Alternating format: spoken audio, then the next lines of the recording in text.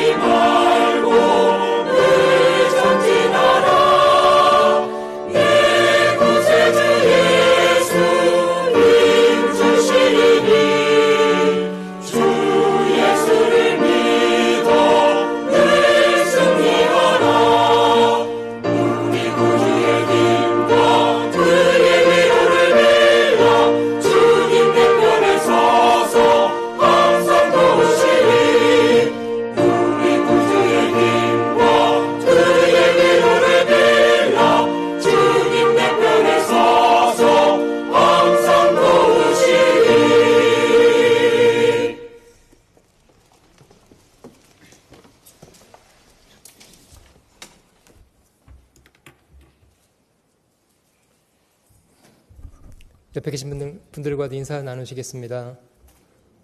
안녕하세요.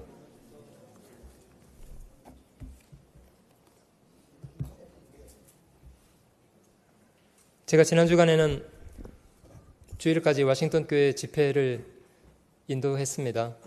잘 마치고 돌아왔고요.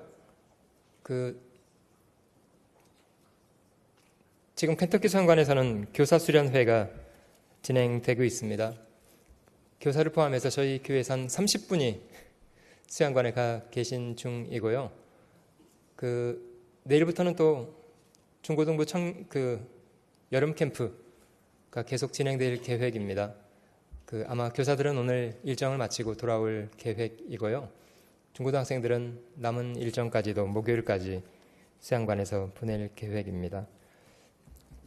이번 주가 독립기념일 주간인데요. 지금 서부 그리고 북서부는 학예수양회가 진행되는 중이고요. 7월 5일부터는 또 중부에서 또 학예수양회를 또 갖습니다. 저희는 학예수양회를 좀 미리 맞춰놔서 살짝 한가지게 시간을 보내고 있습니다만은 이 기간 미주 전체적으로는 대단히 바쁜 시간들을 보내고 있는 중입니다. 좀 기억해 주시고 많이 기도해 주시면 좋겠습니다. 오늘 아침에 저희 잠언 성경을 함께 찾아보겠습니다. 잠언 21장 마지막에 두 구절 찾아서 함께 좀 읽어보겠습니다. 잠언 21장 30절 31절 두 구절을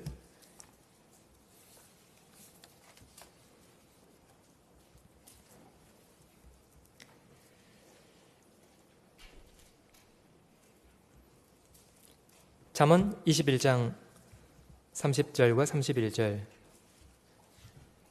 두 구절을 천천히 같이 읽어보겠습니다. 지혜로도 명철로도 모략으로도 여호와를 당치 못하느니라. 싸울 날을 위하여 마병을 예비하거니와 이김은 여호와께 있느니라. 제가 먼저 잠깐 기도하겠습니다.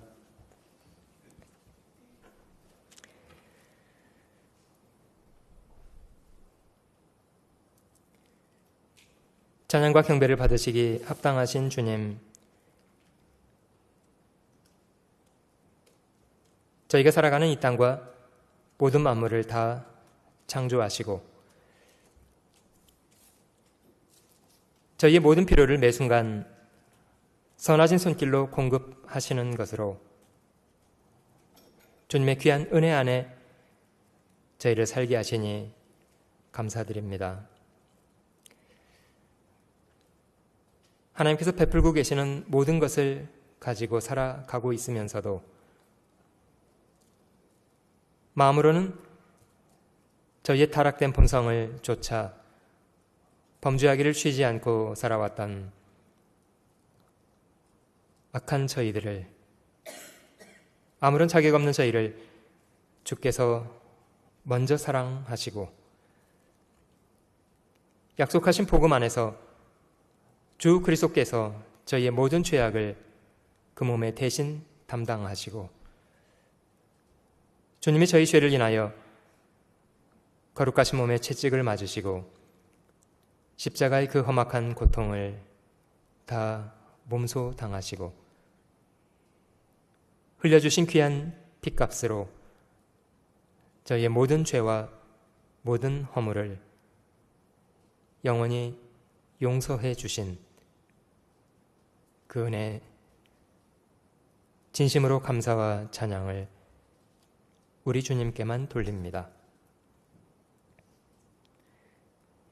우둔한 저희의 마음을 일깨우셔서 죄인을 사랑하시는 주님의 거룩한 사랑을 알게 하시고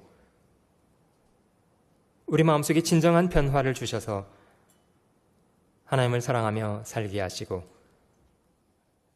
세상의 헛된 것을 쫓아 살지 않고 하나님이 기뻐하시는 선한 일을 소원하고 살며 주님의 몸된 교회 안에서 주님의 뜻을 이 땅에 이루어 드리는 귀한 사람으로 살게 하시니 진심으로 감사드립니다. 주께서 저희를 사랑하시되 자신의 전부를 다 하셔서 사랑하신 것처럼 저희도 이제 주님을 사랑하며 살되 죽기까지 저희를 사랑하셨던 것처럼 저희도 동일한 사랑으로 주를 위해 죽기까지 사랑하며 살아가도록 도와주시기를 원합니다. 연약한 저희들에게 날마다 말씀으로 저희 나아갈 길을 인도해 가시는 주님, 저희 마음을 일깨워 주시고 하나님을 아는 것으로 심령 가운데 채워주시고 우리의 생각, 우리의 말과 행실이 주님 말씀 위에서 좌로나 우로나 치우침 없이 주님 인도하시는 선한 길을 온전히 순종하며 따라가도록 도와주시기 원합니다. 이 시간 진행되고 있는 미주 안의 모든 학예 수양의 행사들 위에 주께서 함께 해주시고 도와주시기를 원합니다. 복음을 전하고 있는 모든 형제자매들의 선한 손길을 위해 도와주시고 말씀 앞에 나온 모든 불쌍한 심령들 위에 자비를 베푸셔서 구원함을 얻을 수 있도록 도와주시고 마지막 시대 그리스도인으로 세상에 복음 전하는 선한 일을 잘 감당하며 살아가는 복된 삶 얻게 될 수 있도록 도와주시옵소서. 주님, 이 시간도 우리 각 사람에게 필요한 선한 교훈들로 주님의 귀한 은혜로 채워주시기를 기도합니다. 모든 것을 우리 주님의 자비로우신 손길에만 의지합니다. 감사드리며 구주 예수님의 귀하신 이름으로 기도 올립니다. 아멘.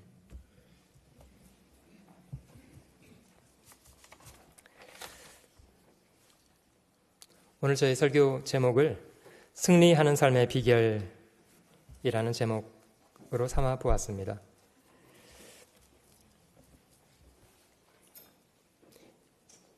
여러분들도 삶 속에 싸움이 있으십니까? 주로 무엇이 싸움거리가 됩니까? 배우자신가요? 전 세계 인구의 3분의 1 정도는 살과의 전쟁을 하고 있다는데요. 어떤 사람은 권력을 위해서 싸우기도 하고 돈을 벌겠다고 싸워보기도 하고 혹 어떤 사람은 병마와 싸우기도 하고 평생의 싸움거리가 많이 있습니다.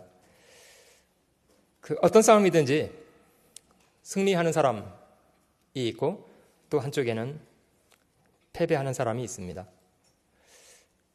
축구 시즌이라 많은 사람들이 축구를 관심 있게 보기도 하고 그렇습니다만은 한국 선수들이 귀국했더니 백성들이 선물이다 그러면서도 계란을 투척했다고 하더군요.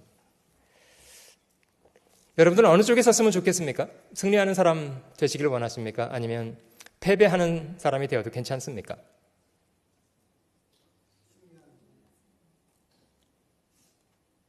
한 분만 승리했으면 좋겠고 나머지는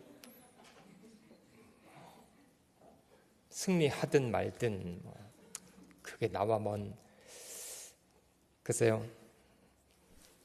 가능하면 저희도 승리하는 사람이 다 될 수 있으면 좋겠다고 생각합니다. 먼저는 무엇과 싸워야 하는 것부터 좀 잘 정돈되어 있으면 좋겠습니다. 저희는 그리스도인들이고 신앙생활하는 사람들입니다만은 신앙생활이 싸움이라는 거 아십니까? 신앙생활을 싸움으로 정의하는 것. 너희에게 같은 싸움이 있다. 특별히 이제 그리스도인들의 싸움을 선한 싸움이라고 말합니다.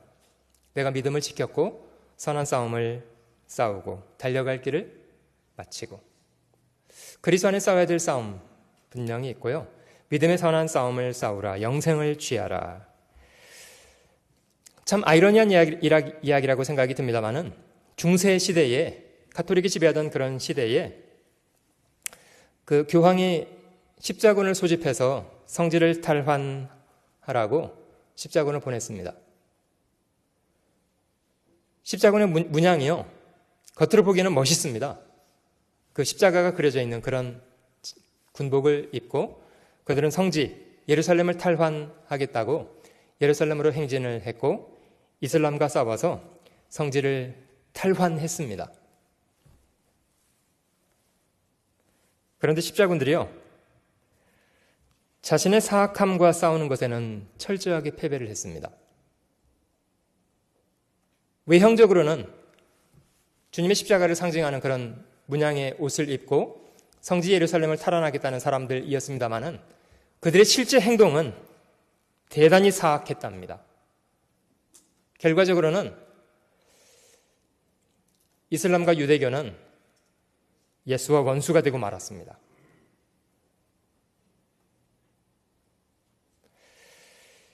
여러분, 이거 아이러니 아닙니까? 겉으로 보기에는 예수 믿는 사람들이었고 겉으로 보기에는 하나님의 싸움을 싸우는 사람처럼 보였습니다마는 실제로 그들은 진짜 싸워야 될 대상에 대해서는 패배한 사람들이었습니다. 사실 저희가 누구와 싸우는가에 대해서 바른 생각을 정돈하는 것은 참 중요한 것이라고 생각이 듭니다. 우리가 어떤 경우 자신의 생활을 위해서도 싸움이 필요하고 병과도 싸워야 되고 어떤 경우 자신의 무절제하고도 싸워야 되고 이렇겠습니다마는 실제 우리가 무엇과 싸워야 되는가에 대해서 자신이 싸워야 될 대상을 잘 인식하는 것은 그 싸움을 승리할 수 있을 거냐 패배할 거냐를 결정하는 중요한 것이라고 생각됩니다. 고린도 후서 10장을 한번 찾아보시면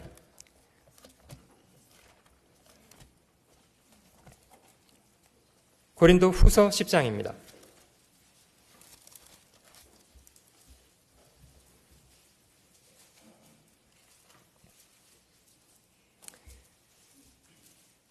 고린도후서 10장 3절, 4절, 5절 제가 읽어보겠습니다. 고린도후서 10장 3절로 5절입니다. 우리가 육체에 있어 행하나 육체대로 싸우지 아니하노니 우리의 싸우는 병기는 육체에 속한 것이 아니요 오직 하나님 앞에서 견고한 진을 파하는 강력이라. 모든 이론을 파하며 하나님 아는 것을 대적하여 높아진 것을 다 파하고 모든 생각을 사로잡아 그리스도에게 복종케 하니. 이 말씀 속에 저희가 싸우는 싸움의 성격을 잘 설명하고 계신데요. 물론 저희가 육체를 가지고 삽니다. 근데 저희가 싸우는 싸움은요, 육체를 가지고 주먹질해서 싸우는 이런 싸움을 말하는 것은 아니랍니다. 그런 싸움을 싸우는 것은 아니고 총을 들고 이런 싸움을 싸는 것도 아니고요. 우리 싸우는 병기, 육체에 속한 병기를 가지고 싸우는 것은 아니고 오직 하나님 앞에서 견고한 진을 파하는 강력.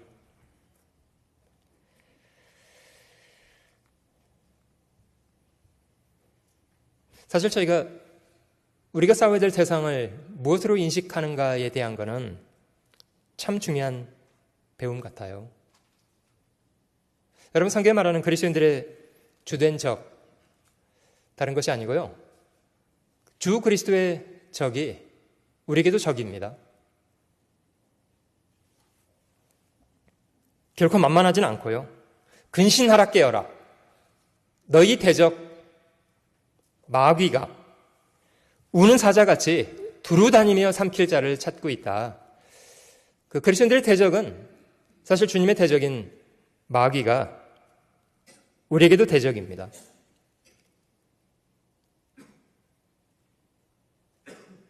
줄인 사자가 삼킬 자를 두루 찾는 것처럼 마귀는 삼킬 자를 찾고 다니고 있다고 합니다.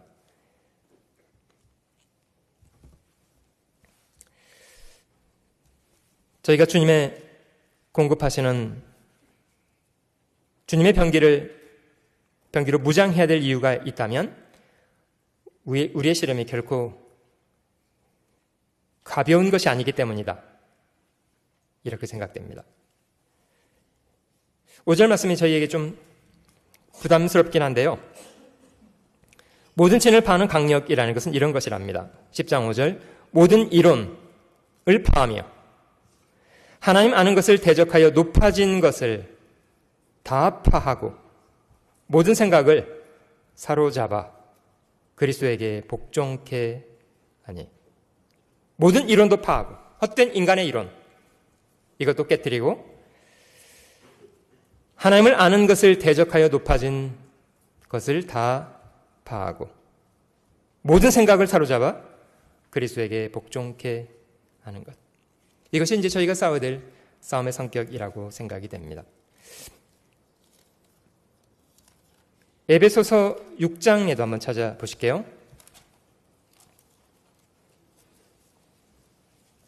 에베소서 6장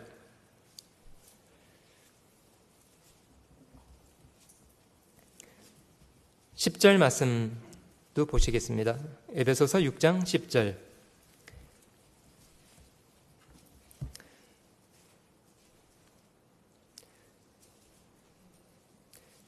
정말로 너희가 주 안에서와 그 힘의 능력으로 강건하여지고 마귀의 괴계를 능히 대적하기 위하여 하나님의 전신갑주를 입으라. 우리의 씨름은 혈과 육에 대한 것이 아니에요. 이 고린도서 10장에 있는 말씀과 같은 설명이라고 생각이 됩니다만은 우리의 싸우는 병기, 육체에 속한 것이 아니다. 같은 설명이죠. 우리의 씨름은 혈과 육에 대한 것이 아니요. 정사와 권세와 이 어두움의 세상 주관자들과 하늘에 있는 악의 영들에게 대함이라. 사실 저희의 대적은 사단과 그를 추종하는 악한 세력들, 하늘에 있는 악의 영들, 그들과 싸웁니다. 그 사단이 지배하고 있는 세상과도 저희는 싸웁니다. 사실 인간 역사 속에 6,000년간 어마어마한 사람을 타락시켜서 멸망시켰던 그런 존재이기 때문에요. 사실 저희의 능력, 저희의 지식, 저희의 경험, 그걸 가지고 싸우는 것 자체가 이미 불가능한 싸움입니다.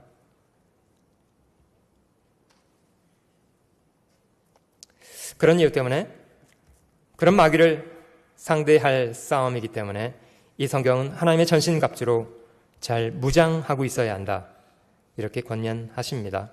13절, 그러므로 하나님의 전신갑주를 취하라. 이는 악한 날에 너희가 능히 대적하고 모든 일을 행한 후에 서기 위함이라. 그런즉 서서 진리로 너희 허리띠를 띠고. 사실 허리는 우리 몸을 지탱하는 힘 아닙니까? 우리 마음속에 진리가 잘 정돈되어 있어야만 그걸 힘으로 해서 어떤 상황이 되더라도 대항할 수 있으리라고 믿습니다. 진리로 너희 허리띠를 띠고 의의 흉배를 붙이고 평안의 복음에 예비한 것으로 신을 신고 어떤 험악한 것도 능히 손상되지 않고 나아갈 수 있도록 평안의 복음에 예비한 것으로 신 신고 모든 것 위에 믿음의 방패를 가지고 이런 것들은 다 그 적의 공격으로부터 자신을 어떤 부분 방어할 수 있는 그런 것들입니다. 이로써 능히 악한 자의 모든 화전을 소멸하고. 그 전쟁터에 이런 무장 없이 전쟁터에 나가서 그 적의 공격을 당했다, 화살이 쏟아지는데 그걸 막을 수 있는 방패 없이 적진 한가운데 있다면 아마 크게 손상되리라고 생각됩니다. 이거는 저희 삶 속에서도 마찬가지라고 여겨지는데요. 어떤 경우 저희가 이런 방패를 준비하고 있지 못하면 그 사람의 말 한마디조차도 그거를 견뎌내기가 어려울 수가 있습니다. 믿었던 사람의 날카로운 말 한마디, 너무 고통스러워서 어떤 사람은 그냥 주저앉아요. 말 한마디. 믿음의 방패를 가지고 이것으로 능히 악한 자의 모든 화전을 소멸하고. 17절, 구원의 투구와 성령의 검, 곧 하나님의 말씀을 가지라. 이런 무장들이 필요한 이유는 저희의 싸움이 주님의 대적, 마귀와 싸우는 것이기 때문이다. 우리의 씨름이 혈과 육에 대한 것이 아니랍니다. 사단과의 싸움, 그 사단이 지배하는 세상과의 싸움. 이 세상이나 세상에 있는 것들 사랑하지 말라. 세상을 사랑하면 아버지의 사랑이 그 속에 거할 수가 없게 된다. 물론 저희도 과거 그런 세상 속에 죄악 가운데 살아왔던 사람들이었습니다마는 이제 구원받은 사람이 되어서 주 그리스도의 것으로 구별된 그런 주님의 사람, 주님의 군사가 되었다면 그러면 저희 마음의 태도를 분명히 해야 될 부분이라고 생각됩니다. 자신을 구원하신 주님도 사랑하지만 어떤 사람은 세상도 너무 좋고 세상도 너무 재밌고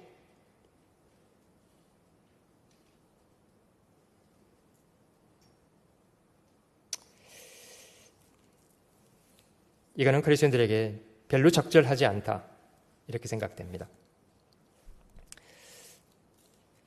저희가 싸워야 될 싸움의 대상 3대 주적이라고 합니다마는 주님의 대적 사단이 지배하는 세상, 이건 이제 밖에 있는 거라고 생각이 되잖아요. 그런데 로마서 8장을 한번 찾아보시면 우리가 싸워야 될 싸움의 대적 한 부분은 어렵게도 저희 내부에 있습니다. 로마서 8장 찾아보시면요, 로마서 8장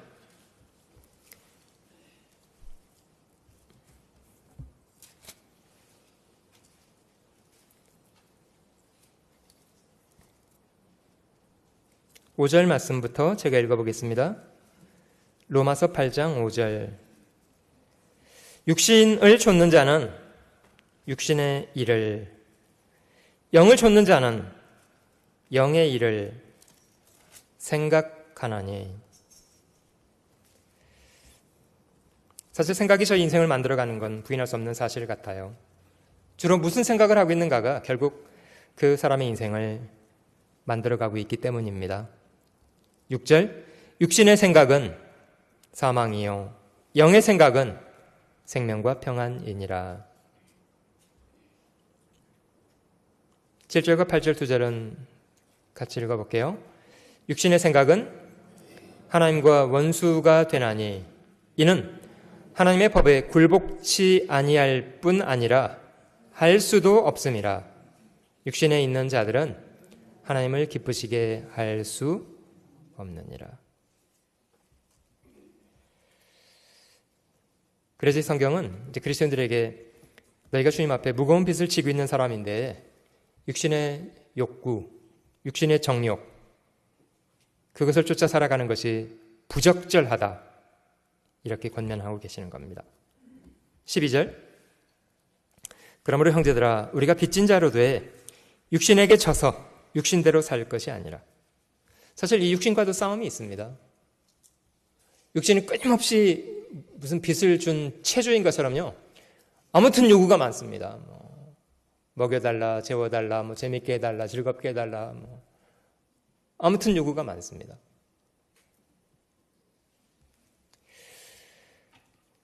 분명히 저희에게 주신 이 육신은 잘 다스려서 주님의 일을 위해서 사용할 수 있는 좋은 도구임에 틀림없습니다만은 실제 육체가 가지고 있는 욕구는 그렇게 수월하지만은 않습니다.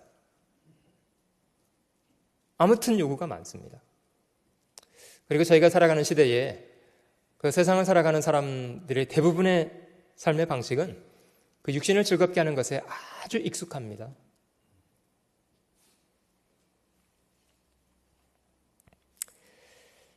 분명히 이 성경 말씀에는 이제 그리스도인들도 그런 육체의 욕구를 오용하게 되리라는 것, 그런 가능성에 대해서는 이런 말씀이 경고를 하신 거라고 생각됩니다. 그러므로 형제들아 우리가 빚진 자로 돼 육신에게 져서 육신대로 살 것이 아니니라. 너희가 육신대로 살면 반드시 죽을 것이로되 영으로서 몸의 행실을 죽이면 산다. 6절과 7절이 설명하는 것처럼 육신의 생각이 하나님과 원수가 되는 것이다. 왜냐하면 육체의 법은 하나님의 법에 굴복치 아니하려고 할 뿐 아니라 하는 것 자체가 불가능하다. 저희가 자신의 그런 그릇된 욕망들에 대해서도, 무절제한 그런 자신의 성품에 대해서도 이런 것도 내가 싸워야 될 부분이구나, 이거를 발견하는 것이 중요한 공부라고 생각합니다. 자신에게 그런 약점이 있다는 것을 이해하고 있어야만 이거는 다스려야 될 부분이구나, 이 욕구대로 하겠다고 내버려 둘 것이 아니라 이거는 잘 싸워서 다스려야 될 부분이구나, 이런 것을 발견하는 것이 중요한 부분입니다.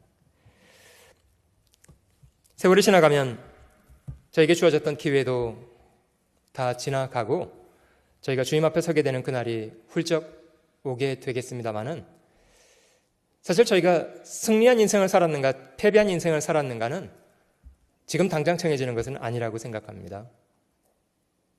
우리는 지금 그런 과정을 밟아가고 있긴 합니다. 그러나 최종적으로 저희 삶에 대해서 최종적인 평가를 하시게 될 분 하나님이십니다. 저희가 구원받은 사람들이고, 그리고 천지를 지으신 하나님의 자녀로 일컫는 그런 사람들로 살게 되었다면 그에 걸맞는 적절한 성품 잘 배워서 주님께 귀한 도구로 쓰임받고 실제로 주님의 심판대 앞에 섰을 때 승리한 사람으로 설 수 있도록 하는 것이 가장 중요한 일이다, 이렇게 생각됩니다. 오늘 제가 이 설교 제목을 정하면서요, 잠언 21장 말씀을 함께 두 구절 찾아봤던 이유는요, 짤막하지만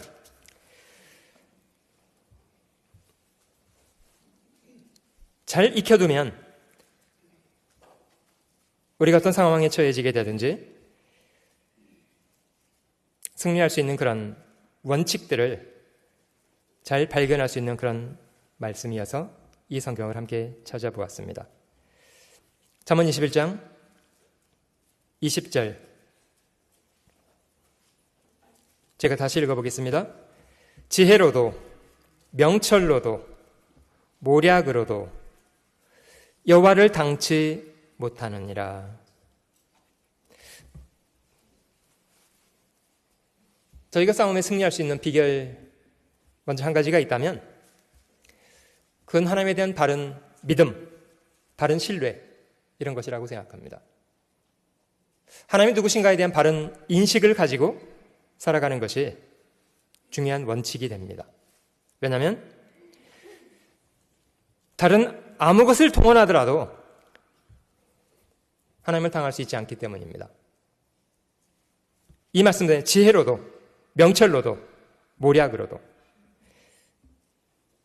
여러분 사람이 전쟁하는 그런 전쟁터에서도 적과 싸워서 이기려면 얼마나 많은 사람들이 작전을 짜고 필요한 것을 동원하고 이런 노력들을 하지 않습니까? 그런데 그 인간의 수를 바둑에 비교하자면요. 인간의 수를 바둑 처음 두기 시작하면 몇 급입니까? 제가 잘 몰라서 그런데. 예? 18급이요? 18급이 초보예요? 가장 초보? 아, 예. 그 인간의 수를 다 동원하는 게 만약에 18급이다. 그럼 하나님의 수는 몇 단쯤 될까요?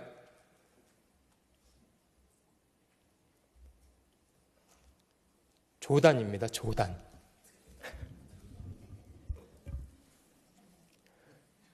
제가 힌트를 드릴게요. 그 농구 선수 중에 마이클 조단이라는 사람이 있는데요. 농구 잘하는 이유가요. 단이 높기 때문이래요.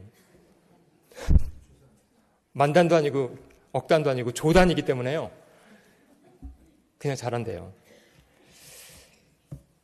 여러분 저 18급이랑 바둑 예를 들자면 바둑 한 4, 5단 정도 되는 사람이랑 바둑 두면 그 싸움이 됩니까? 안 됩니까? 18급은 날고 겨야 절대로 못 이깁니다. 왜냐하면 수가 다르기 때문이에요. 수가 다르기 때문에.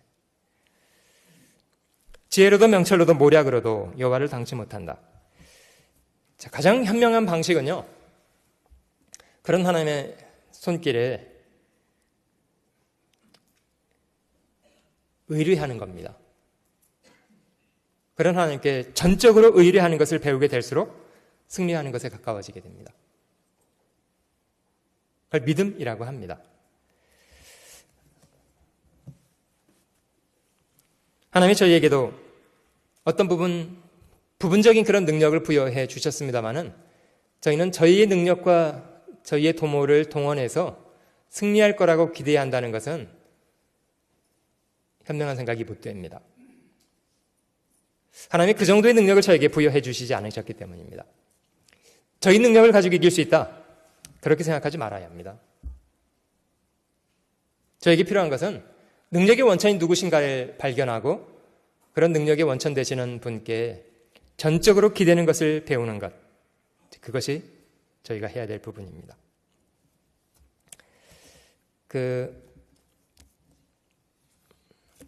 예시를 조금 찾아보도록 하겠습니다. 열왕기하 6장을 한번 찾아보시면요. 열왕기하 6장을 한번 찾아보시면 선지자 엘리사 시대에 있었던 일을 기록하고 있습니다.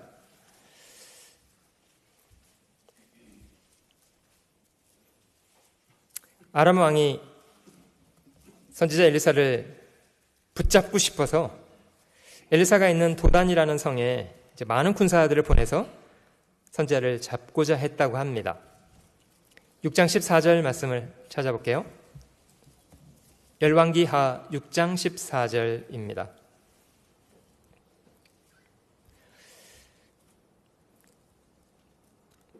왕이,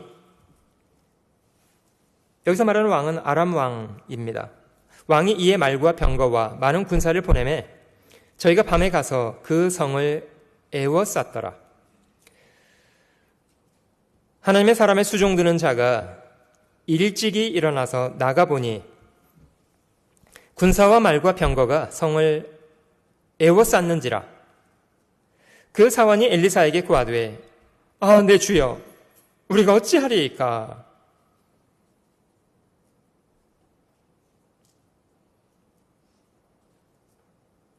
지금 저 엘리사가 있는 성에 아람의 군대들이 그냥 온통 포위를 해서 도망갈 수 있는 그런 틈이 없는, 완전히 갇혀버린 그런 상황이 되었습니다. 그럼에도 불구하고 그 다음 구절에 그 선지자 엘리사의 태도를 살펴보면 크게 긴장하지 않고 두려워하지도 않고 여유로워 보입니다. 16절 대답하되 두려워하지 말라.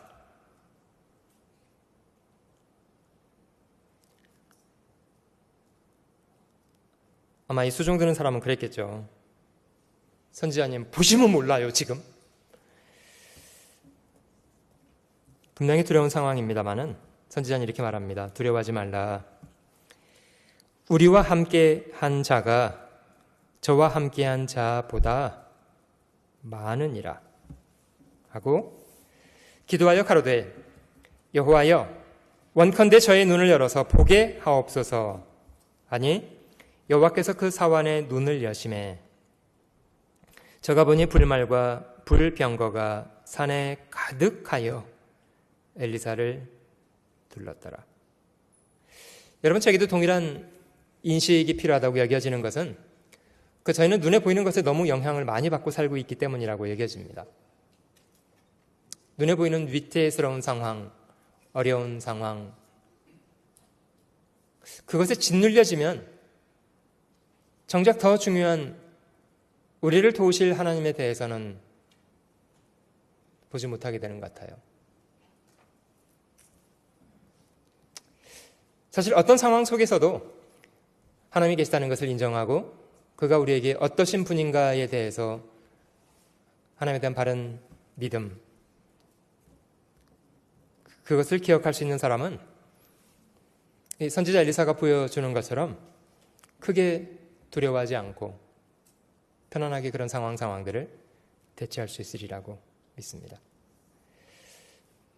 천지를 지으신 전능자가 복음 안에서 저희 아버지가 되어주셨다는 것,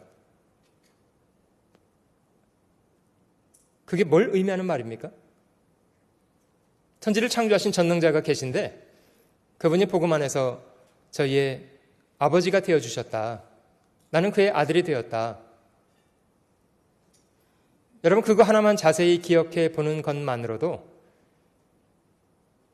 모든 상황들이 그냥 해결이 됩니다. 왜냐하면 하나님은 나의 아버지가 되어주시고 아무런 도움을 주시지 않는 분이 아니시라 실제로 내 삶을 섬세하게 이끌어가 주실 분이시기 때문입니다.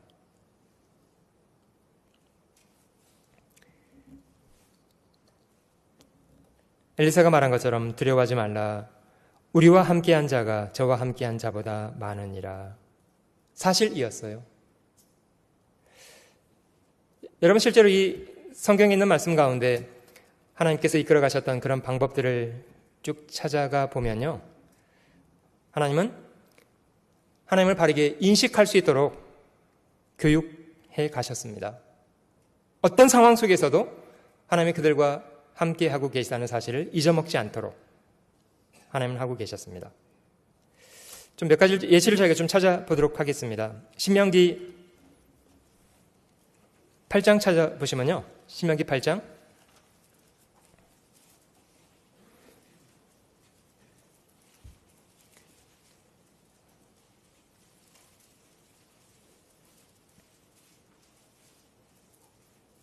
신명기 8장 1절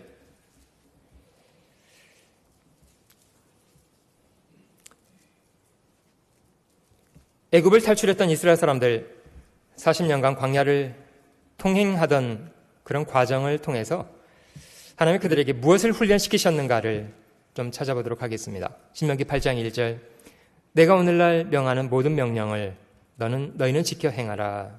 그리하면 너희가 살고 번성하고 여호와께서 너희의 열조에게 맹세하신 땅에 들어가서 그것을 얻으리라.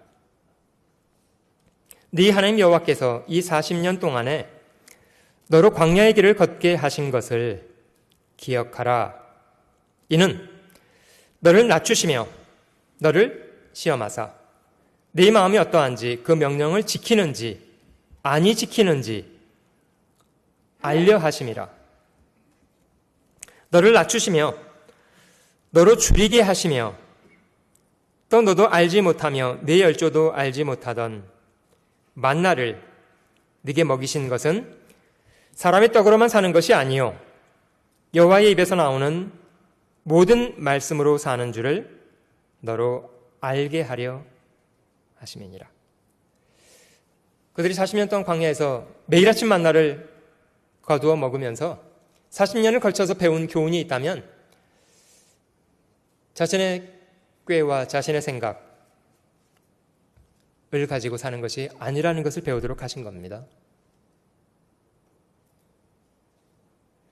여러분, 매일 아침마다 만나를 거두어 먹었던 이스라엘 사람들, 사실 광야는 그렇게 살기 수월한 곳도 아닙니다. 하나님이 남자 장정만 60만 되는 사람들을 40년간 그들을 이끌어 가셨는데 그들을 먹이셨던 방법은 매일 아침마다 만나를 거두도록 하셨던 방법입니다. 자기 생각대로 사는 것을 포기할 때까지 하나님의 말씀을 좇아서 전적으로 신뢰하는 것을 배우게 될 때까지.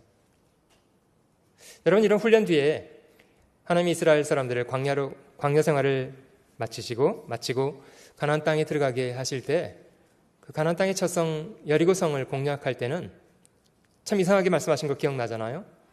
6일간은 하루에 한 바퀴씩 그 성을 돌고 마지막 7일째는 7바퀴를 돌고 다 돈 이후에는 크게 소리를 지르면 성이 무너지게 될 거다. 그렇게 말씀하셨고요. 40년권 만나를 부지런히 거둬먹으면서 말씀대로 하는 것을 몸소 훈련했던 이 사람들은 하나님이 그렇게 말씀하시자 토달지 않았습니다. 그 13바퀴를 도는 동안 이해가 안 된다고 궁시렁궁시렁 하면서 돈 것도 아니고요. 말씀하셨다면 그가 이루실 거다. 그런 순수한 믿음을 가지고 있었고 13바퀴를 도른 이후에 명하신 대로 소리를 질렀습니다. 여리고성은 약속한 대로 무너졌고 그들은 그 땅을 차지하게 되었습니다.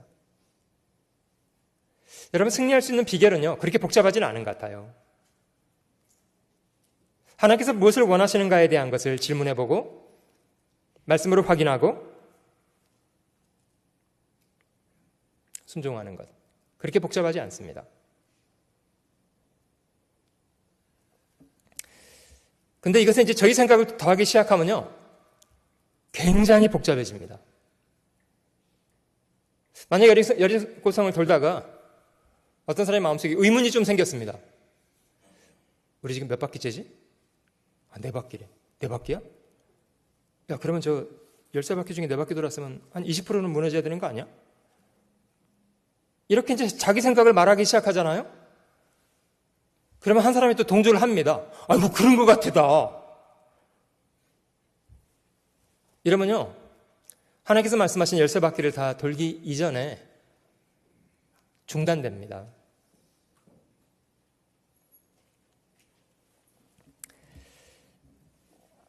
하나님이 저에게 무엇을 원하시는가에 대해서 바르게 인식하고 그가 원하는 것에 초점을 맞추어서 순종해 드리는 것.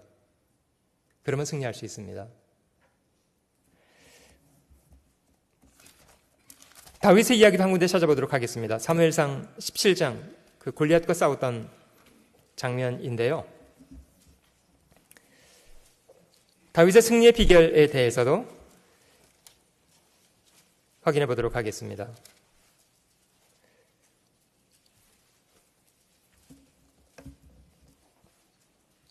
(17장 12절을) 먼저 보시면,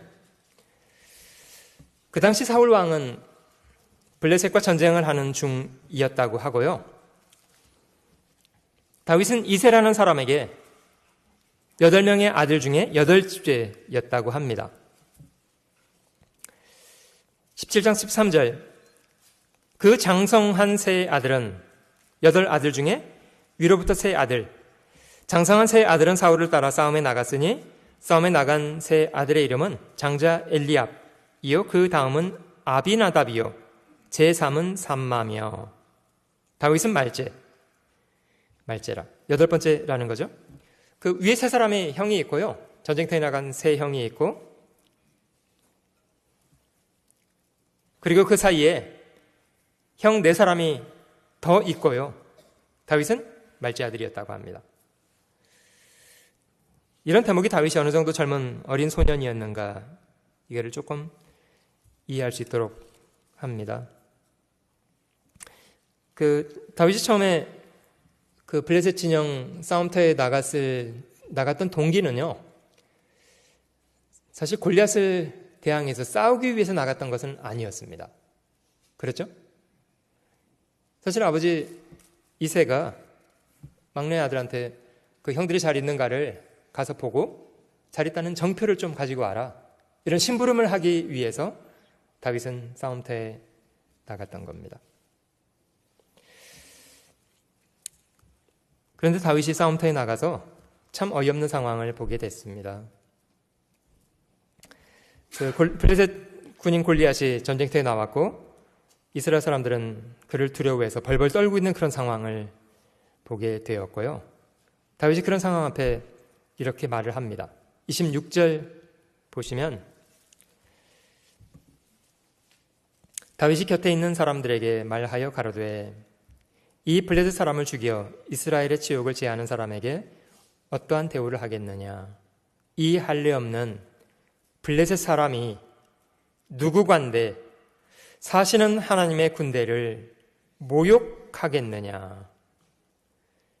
이 다윗의 마음속에 있는 그 거룩한 분노를 조금 엿볼 수가 있고요. 다윗이란 말하는 것에 대해서 첫째 형이었던 엘리압은 대단히 못마땅하게 여겼습니다. 28절, 장형 엘리압이 다윗의 사람들에게 하는 말을 들은지라 그가 다윗에게 노를 발하여 가로되 네가 어찌하여 이리로 내려왔느냐. 들에 있는 몇 양을 네게 맡겼느냐.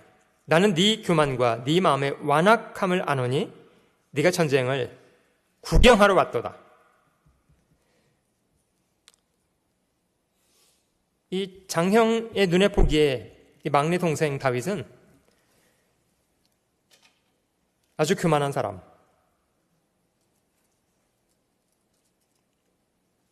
그렇게 보였던 것 같아요. 실제로 다윗이 순수하게 하나님을 신뢰하고 하나님을 욕먹이는 그런 사람 앞에 의로운 분노를 한 것에 대해서도 그 믿음을 교만이라고 평가를 했답니다. 자, 조금 뒤로 넘어가서요. 그 다윗이 사울왕 앞에서 자신이 왜 골리앗과 싸우러 나가고 싶어 하는가를 설명한 부분을 확인해 보도록 하겠습니다. 34절로 넘어가 보시면 다윗이 사울에게 고하되 주의 종이 아비의 양을 지킬 때에 사자나 곰이 와서 양떼에서 새끼를 움키면 내가 따라가서 것을 치고 그 입에서 새끼를 건져내었고 그것이 일어나 나를 해하고자 하면 내가 그것을 잡고 그것을 쳐 죽였었나이다. 주의 종이 사자와 곰도 쳤은즉 사시는 하나님의 군대를 모욕한 이 할례 없는 블레셋 사람이리이까 그가 그 짐승의 하나와 같이 되리이다. 37절은 천천히 같이 읽어보겠습니다. 또 가로되 여호와께서 나를 사자의 발톱과 곰의 발톱에서 건져내셨은즉 나를 이 블레셋 사람의 손에서도 건져내시리이다. 거기까지입니다. 여기 지금 다윗이 그 자신의 블레셋 사람과 싸우고자 하는 이유를 설명하는 부분인데요. 저는 이 다윗의 신앙을 읽어보면서요, 조금 다른 부분은 이런 거라고 생각이 들었습니다.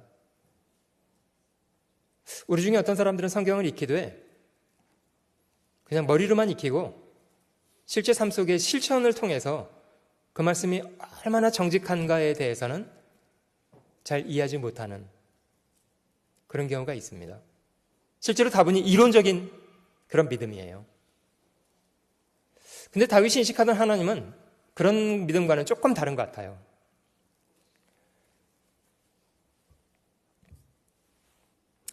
여러분들은 저 곰이나 사자가 와서 양을 움켜가는 상황이라면 여러분들은 어떻게 하시겠습니까? 사자나 곰이 와서 여러분들이 치고 있는 양을 움켜갔습니다. 어떻게 하시겠습니까? 네?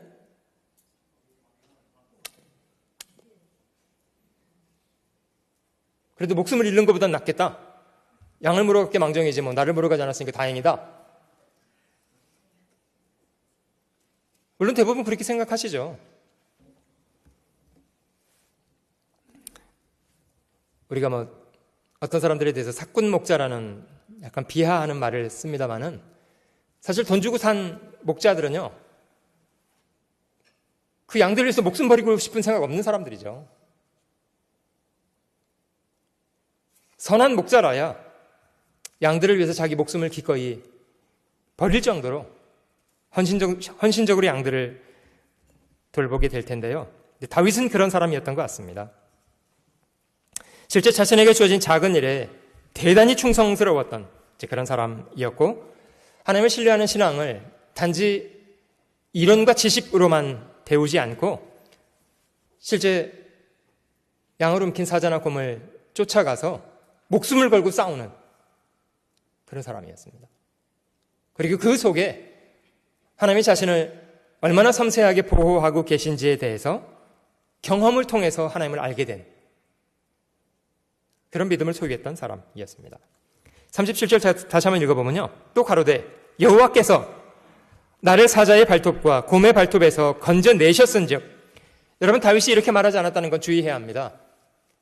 사울 왕이시여, 제가 누구신지 모릅니까? 제가 다윗입니다. 그 사자와 곰과 싸워서 이겼다는 소년 다윗의 이야기를 못 들어보셨는지요? 여러분 다윗이 이렇게 말하지는 않았습니다. 분명히 다윗은 그런 경험을 가지고 있었는데요, 사람들에게는 널리 알려져 있지 않았습니다. 심지어 다윗의 형제들이었던 형들도 그런 사실에 대해서 모르고 있었던 것 같아요. 여호와께서 나를 사자의 발톱과 곰의 발톱에서 건져내셨은즉, 다윗은 그런 경험을 통해서 하나님이 능히 이 블레셋 사람의 손에서도 건져내 주실 거라는 것을 확신하고 있었습니다. 그래서 그는 자신에게 익숙한 돌을 주어서 주머니에 넣고 골리앗과 상대하러 나갔고, 그 돌을 골리앗의 이마에 던져서 골리앗을 죽이는 승리를 이루어냈습니다. 사무엘하 한번 찾아보시면요, 사무엘하, 이 다윗의 아름다운 점은 이런 거라고 생각이 됩니다. 사무엘하 2장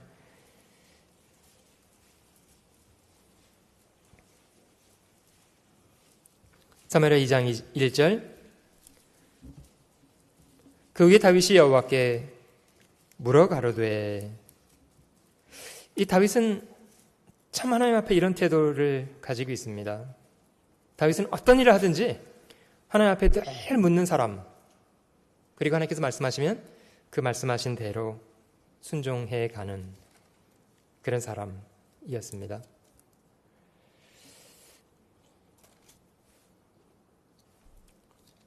결과적으로 하나님이 다윗과 함께 해주셨고 그에게 귀한 승리를 안겨주었습니다.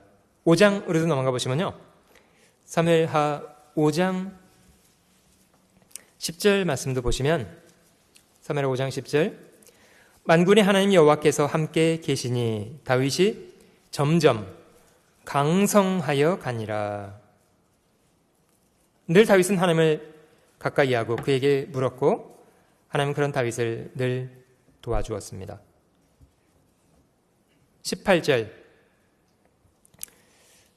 블레셋 사람이 이미 이르러 르바임 골짜기에 편만한지라 다윗이 여호와께 물어 가로되 23절 다윗이 여호와께 묻자온되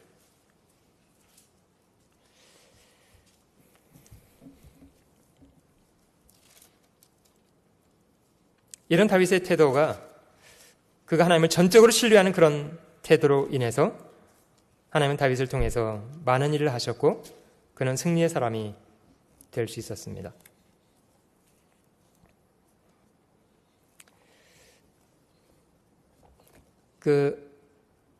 구약 성경에 많은 부분 언급이 되어 있습니다만은 실제로 지금도 마찬가지입니다. 이스라엘 사람들이 다른 나라 사람들과 전쟁할 때 그들이 전혀 말도 안 되는 숫자를 가지고 큰 승리를 거두기도 하고 이런 것은 가장 핵심적인 이유가 하나님께서 어떻게 하셨는가에 대한 겁니다. 여호와께서 그들을 이스라엘 손에 붙이심에 그러면 이기는 거예요.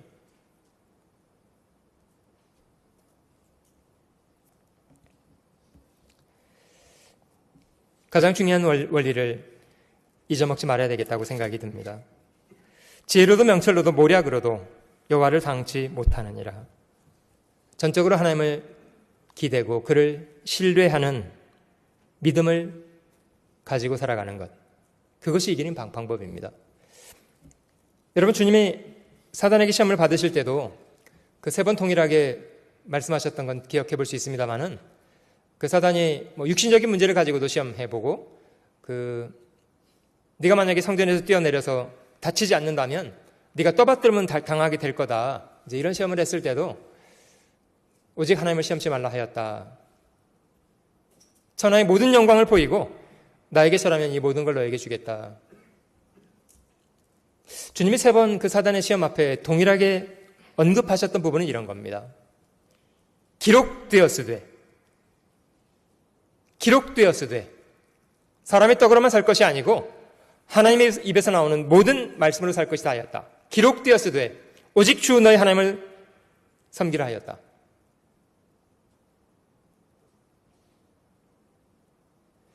여러분, 주님이 사단의 시험을 극복하고 이길 수 있었던 원칙은 하나님의 말씀의 권위 아래 전적으로 자신을 믿음으로 드리는 그런 태도였습니다.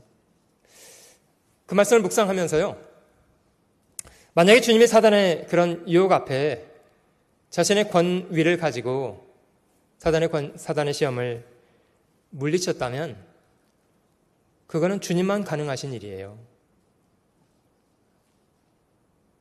그러나 주님 보여주신 대로 기록되었으되라는 말씀을 인용해서 사단의 유혹을 물리치셨다면 그럼 그거는 저희에게도 가능한 일입니다. 왜냐하면 하나님이 저희에게도 동일한 말씀을 주셨기 때문입니다. 기록하였으되 하나님은 약속이 하나님이시고 약속하신 것을 지키시는 분이시기 때문에 저희가 그 하나님의 약속을 의뢰하고 그 약속을 신뢰해서 나아간다면 하나님이 저에게도 동일한 승리를 주시리라 믿습니다. 잠언 21장 31절 말씀으로 넘어가 볼게요. 잠언 21장 31절.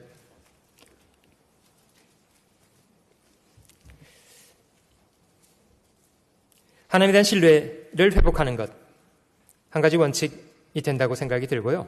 또 한 가지는 31절, 사울라를 위하여 마병을 예비하거니와 이김은 여호와께 있느니라. 물론 전쟁의 승패를 결정하는 것은 하나님의 주권에 속하는 부분이라고 믿습니다.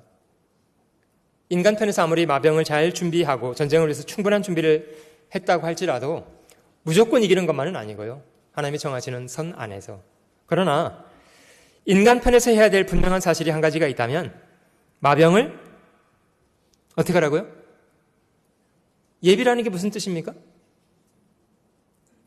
미리 준비하라는 뜻이에요. 미리 준비하는 것.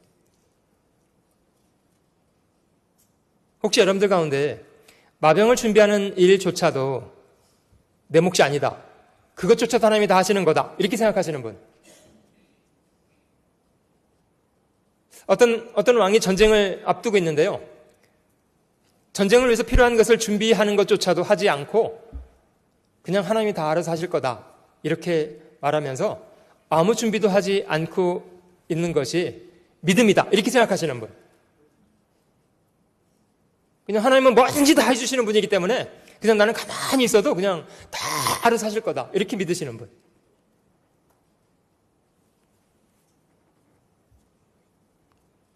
그는 언제 정신 차리냐면요. 적군이 와서 저한테 잡혀서 수치를 당할 때 돼서야 내가 그 시간 동안 마병을 준비하지 않고 무엇을 했던가 이걸 후회하게 될 겁니다.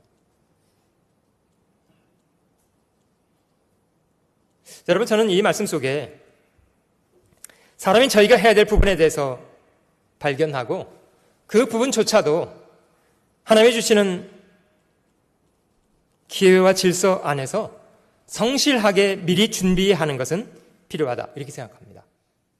준비하고 있어야 합니다. 싸울 날이 다가오고 있다면 마병은 준비하고 있어야 돼요. 모든 것을 성실하게 준비한 이후에 결과는 하나님께 의뢰하는 것이 마땅합니다.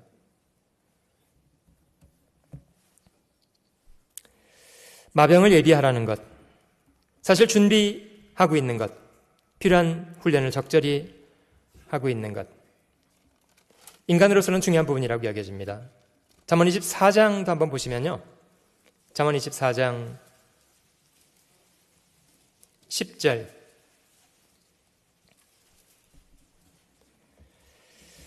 네가 만일 환난 날에 낙담하면 네 힘의 미약함을 보임이니라. 어려운 상황이 다가왔는데요. 자신이 준비하고 있는 힘이 그걸 극복하기에 부족해. 그럼 어쩔 수 없이 낙담하게 됩니다.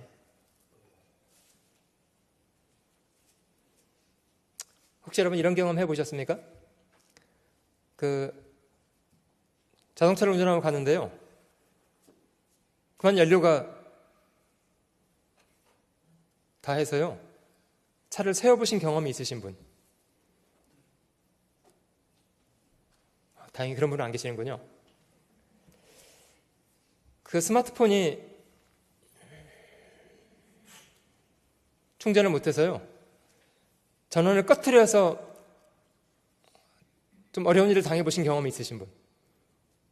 미리 충전을 해놓지 않아서 스마트폰을 정말 사용해야 될 순간에 사용하지 못해서 어려움을 당해보신 경험이 있으신 분? 별로 안 계시는군요. 다행스럽게. 미리 준비하고 있지 못하다는 것, 그런 의미입니다. 여러분, 저희가 하나님을 신뢰하는 사람이라면 하나님이 쓰시기에 적절한 상태로 자기 자신을 미리 준비하고 있어야 된다는 것은 분명한 사실 같아요. 하나님은 어떤 사람을 쓰시냐면요. 물론 믿음의 사람들 쓰십니다마는 믿음의 사람들조차도 잘 훈련되어진 준비된 사람들을 하나님이 쓰십니다. 전도서 10장 10절 말씀에 그 무딘철 연장 날을 갈지 않으면 힘이 더 든다. 나무를 하는 나무꾼이라면 나무를 하러 산에 올라가기 전에 먼저 자기가 적발할 도끼를 날부터 갈고 가야 될 거 아니냐. 만약에 도끼를 날카롭게 준비하지 않고 준비하지 않은 상태로 무조건 산에 가서 나무를 치겠다고 하면 물론 나무는 치겠죠. 근데 무딘 도끼를 가지고 나무를 치려면 뭐가 고생하죠? 손발이 그때 고생합니다. 이제 여러분, 그러면 산에 올라가기 전에 미리 도끼날을 갈고 있는 거는 시간 낭비하고 있는 겁니까? 그러지 않고요.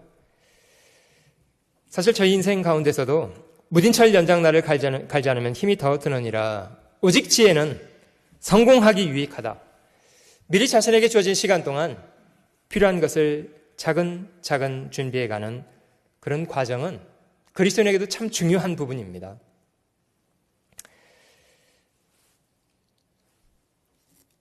하나님이 쓰시기에 적합한 도구로 자신이 준비될 수 있도록 믿음을 훈련하는 것 참 중요합니다. 하나님은 그런 과정을 통해서 믿음의 사람들을 준비하시고 준비된 대로 사용하시기 때문입니다. 시편 105편 찾아볼게요. 여기 요셉의 이야기가 기록되어 있는데요. 시편 105편,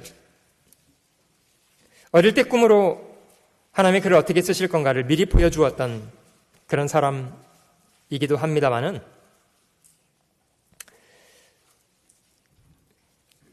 17이라는 어린 나이에 자기 형들에게 배신을 당하는 험악한 일을 경험했고, 나중에는 애굽에서 자기 주인에게도 인간적인 배반을 당했던 아픔을 경험했던 사람입니다마는 그는 그런 과정들을 차근차근 잘 극복해 나갔고, 하나님이 기대하셨던 대로 나이 30이라는 대단히 어린 나이에 애굽을 총리하는 그런 귀한 인물이 되었습니다.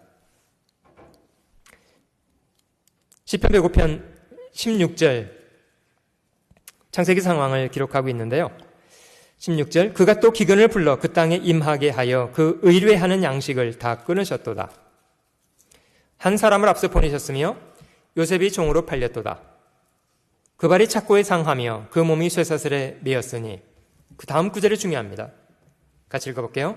곧 여호와의 말씀이 응할 때까지라. 그 말씀이 저를 단련하였도다.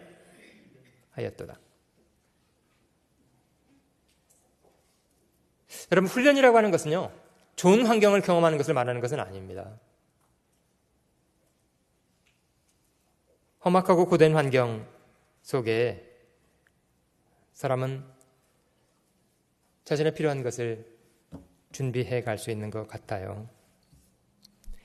그 모세라는 사람, 나이 40에 자기 백성을 돌아보겠다고 애굽의 왕자로서의 지위를 포기했던 그런 믿음의 사람이라고 평가하고 있습니다마는, 분명히 성경은 모세를 믿음의 사람이었다고 평가했습니다. 나이 40 먹었을 때 자기 백성을 돌아볼 마음이 있었고, 자신에게 주어졌던 행운, 바로의 궁에서 왕자로 살아가는 그런 삶에 대해서 과감하게 포기했던 사람이었습니다. 그런데 하나님께서 그를 사용하셨던 건요, 나이 40에 당장 사용하셨던 것이 아니고요, 그가 사람을 죽인 살해 혐의로 미디안 광야로 도망가서요, 도망자의 신분으로 40년간 미디안 광야에서 양치기로 40년을 살았습니다. 하나님은 그런 과정을 밟아가게 하세요. 그런 자신을 훈련할 수 있는 그런 시간들 주시는 것 같아요. 가능하다면 저희도 하나님이 주시는 어려운 시간들 통해서 하나님이 쓰시기에 적당한 사람으로 자신을 잘 다듬어 갈 수 있으면 좋겠다고 생각이 듭니다. 여러분, 주님 자신도요, 그가 아들이시라도 받으신 고난을 통해서 무엇을 배우셨다고 합니까? 받으신 고난으로 순종함을 배우셔서 온전하게 되셨다고 히브리서는 말합니다. 사람이 순종을 배우는 거는요, 그냥 이론적으로 배울 수 있는 것 같지는 않아요. 어려운 시간을 많이 당하는 그 과정을 통해서 자신에 대해서도 많이 돌아보게 되고, 그리고 자신의 그 더러운 것들에 대해서도 마음속에 조금씩 포기할 수 있게 되는 것 같습니다. 이런 걸 저희가 좀 훈련해 봤으면 좋겠다고 생각이 드는데요. 신약성경 히브리서 12장 한번 찾아보겠습니다. 히브리서 12장 보시면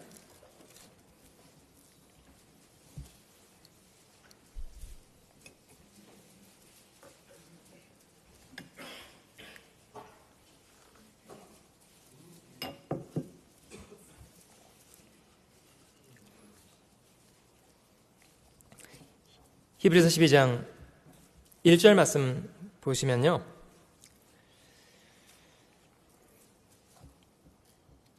(12장) 앞부분 대부분 징계에 대한 설명들을 하고 있는 부분입니다. 12장 1절 이러므로 우리에게 구름같이 둘러싼 허다한 증인들이 있으니 모든 무거운 것과 얽매이기 쉬운 죄를 벗어버리고 인내로서 우리 앞에 당한 경주를 경주하며. 여기도 신앙을 달려갈 길, 씨름 이렇게 비교했습니다마는 이제 이런 사람에게 필요한 것이 있다면 모든 무거운 것 그리고 사람을 얽어매는 그런 죄를 과감하게 벗어버리라 이렇게 권면하고 계십니다. 사실 사람이 그 무거운 짐을 진 채로 달릴 수 없는 것처럼요, 그 죄라는 무거운 짐은 우리의 신앙의 다름질에 장애를 많이 일으킵니다. 죄는 저희를 얽어매는 그런 것 같아요. 처음에는 작은 줄로, 시간이 지나갈수록 점점 줄이 굵어져서 나중에는 구원은 받은 사람인데도 주를 위해서 전혀 자유롭지 않은, 주님이 쓰시겠다고 해도 쓰시기 어려운, 왜냐하면 얽혀있는 게 너무 많아요.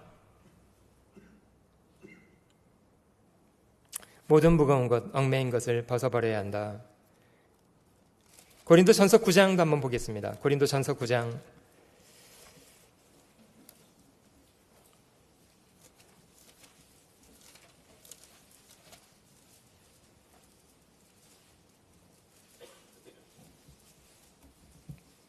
9장 25절입니다. 고린도전서 9장 25절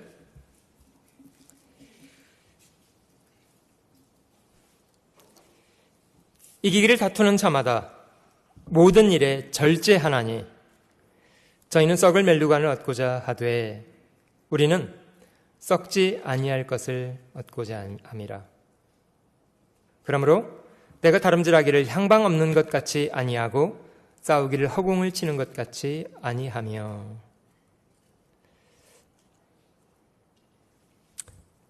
간혹 목도하게 됩니다마는 세상에 잠깐 있다가 없어질 그런 영광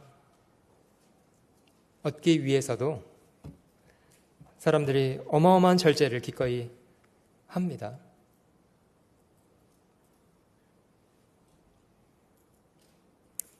우리가 보기에 잠깐 TV 화면에 나와서 아주 훌륭하게 경기를 이끌어가는 스타 플레이어들이 야, 저 사람들은 왜 이렇게 잘해? 실제로 그들이 그렇게 되기까지 뒤에서 벌어지는 일을 살펴볼 수 있다면요, 그런 상태를 유지하기 위해서 어마어마한 고생을 합니다. 뒤에서는요.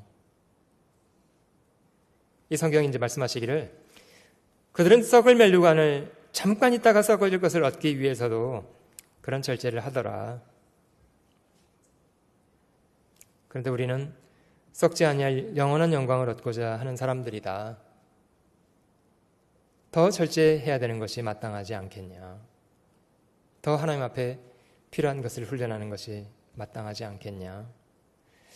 좀 저희가 그리스도인들이라면요, 그 하나님이 주시는 그런 훈련 앞에 조금 너그러운 사람들이 되셨으면 좋겠어요. 그 잠언에 있는 말씀에 그 도가니는 은을 연단하고 풀무는 금을 연단한다.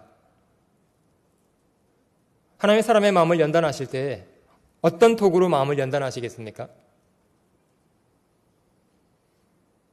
그 쇠가 연단이 되려면요, 쇠가 녹으려면 용광로는 한 1500도를 유지해야 된다고 그래요. 얼마나 험악한 조건입니까? 쇠를 그런 용광로 속에 집어넣어야만 불순한 것들이 다 타거나 없어지고 사람이 쓰기에 순수한 그런 쇠를 얻어낼 수 있는 것처럼 하나님이 저희를 그런 고난 가운데 집어넣어서 험악한 일을 많이 경험하도록 하는 과정 속에 저희의 불순물들을 많이 떨어내신답니다. 여러분, 저희가 구원은 받은 사람입니다만은 사실 하나님이 쓰시기에는 그렇게 적절한 상태는 아닐 수도 있습니다. 하나님이 쓰시려고 했더니요, 생각도 너무 지저분하고 말도 너무 지저분하고 행동거지도 너무 지저분하고 그런 사람을 바꿔갈 수 있는 방법은 하나님의 고난 속에 집어넣어서 훈련을 많이 해가는 과정 외에는 없습니다. 하나님이 저희를 미워해서 그런 어려운 시간을 주시는 것이라기보다는 하나님이 저에게 선한 도구로 쓸 수 있는 그런 사람을 만들기 위해서 이제 그런 과정을 밟아가게 하시는 거다, 이렇게 생각됩니다. 디모데후서 3장 말씀, 여러분들 잘 아시는 말씀입니다만은 한번 다시 한번 볼게요. 디모데후서 3장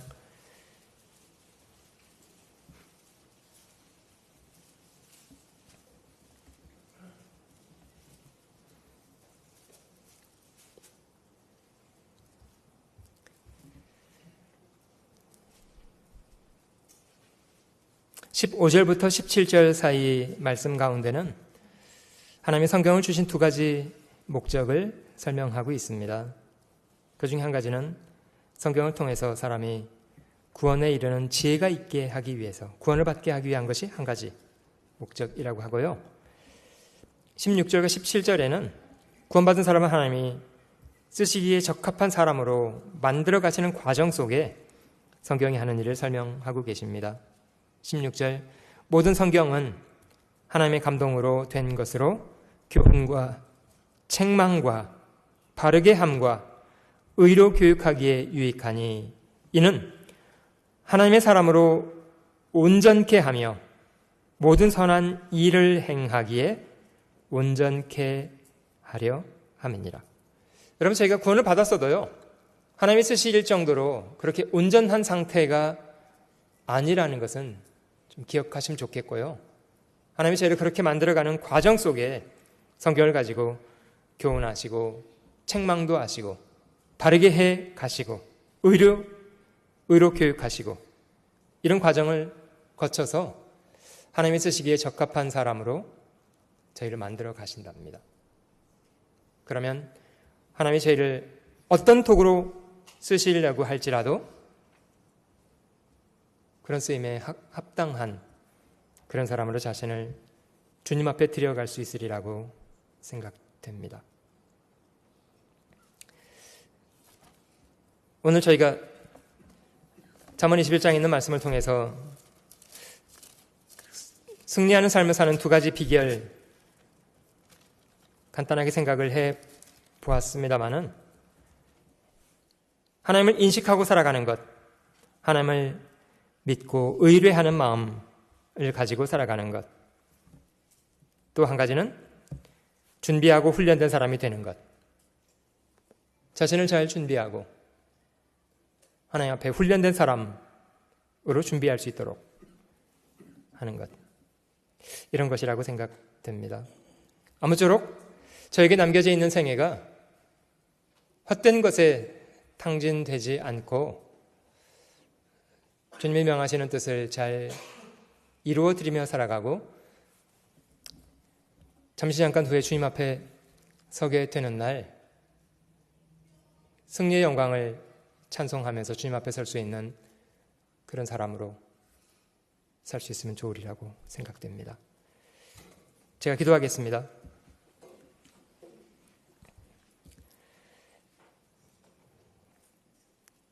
저희를 사랑하시는 고마우신 주님,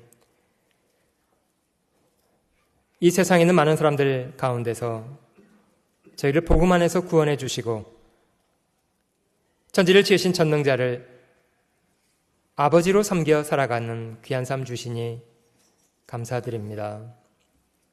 우둔한 저희 마음을 일깨워 주시고 주님의 뜻을 바르게 아는 선한 지혜를 저희 마음속에 채워주시고 저희 남은 생의 행보가 좌로나 우로나 치우침 없이 오직 주님 선히 여기시는 뜻 잘 이루어드리며 살아가는 귀한 인생 살도록 도와주시기 원합니다. 저희 삶 속에 날마다 주님 기억하며 살아가게 하시고 모든 상황 속에 저희를 도우시는 주님의 선한 손길을 의뢰하여 두려움 없이 행하게 하시기를 원합니다. 주님이 쓰시기에 적합한 사람으로 저희 자신 준비되어져 갈 수 있도록 날마다 주님 인도하시는 손길 안에서 선한 훈련을 잘 감당하도록 도와주시기 원합니다. 주님, 특별히 다음 한 주간 계획하고 있는 이번 전도 집회를 위해서도 기도합니다.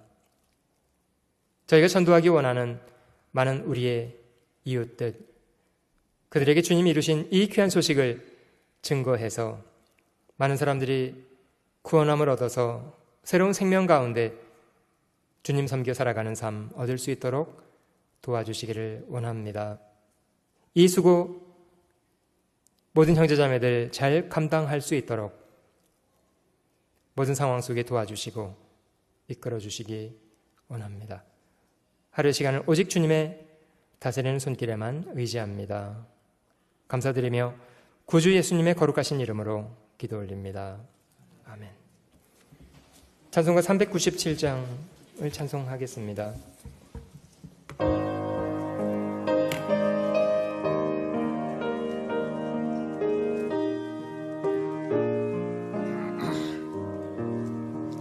주 믿는 사람 일어나 다 힘을 아파요.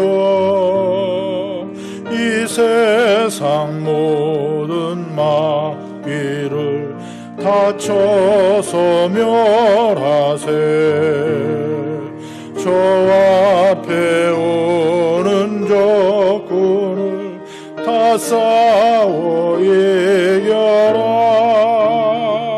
주 예수 믿는 힘으로 온 세상 이기네. 믿음이 이기네. 믿음이 이기네. 주 예수를 믿음이 온 세상 이기네. 온 인류 마귀 괴율로 큰 죄에 빠지니 진리로 띠를 띠고서 늘 기도드리세. 참 믿고 의지하면서 겁 없이 나갈 때 주 예수 믿는 힘으로 온 세상 이기네. 믿음이 이기네. 믿음이 이기네. 주 예수를 믿음이 온 세상 이기네. 끝까지 이긴 사람은 흰 옷을 입히고 또 영생 복을 주시니 참 기쁜 일일세. 이 어두운 세상 지나서 저 천성 가도록 주 예수 믿는 힘으로 온 세상 이기네.